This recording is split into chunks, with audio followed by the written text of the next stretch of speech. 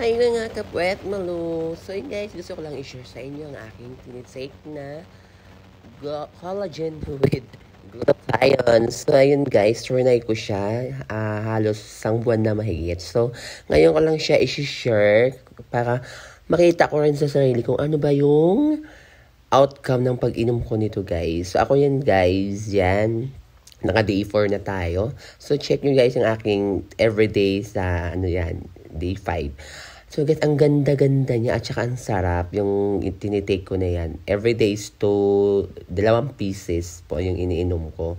Ang ganda ng epekto sa akin kasi ako dati, mahilig ako magpuyat, di ako nakatulog ng maayos. Yan yung nainom ko na yan. Ang sarap ng tulog, kumabilis ako makatulog. At the same time guys, nakaka-glow ng balat, parang fresh.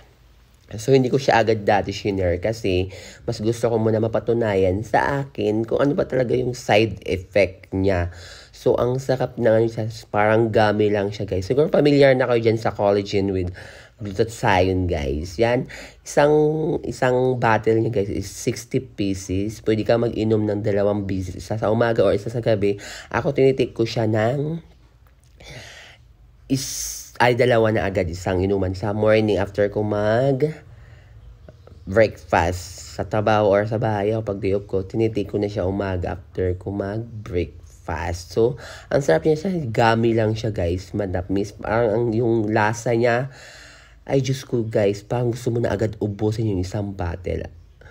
So, mura lang yun guys, meron yan sa mga legit online, sa Lazada or Shopee. Meron yan guys.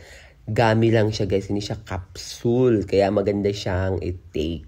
So, ang ganda ng effect sa akin guys kasi, yun nga, sabi ko nga sa inyo, puyaters tayo. At the same time, di ba, pampaglow ng balat. Hindi siya agad-agad pampaputi guys, for possible magputi tayo.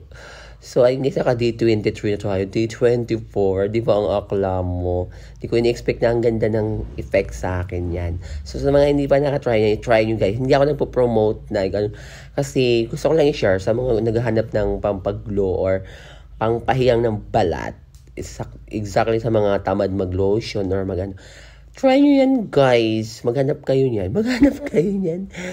So, ayun guys, yan talaga yung tinitake ko every day.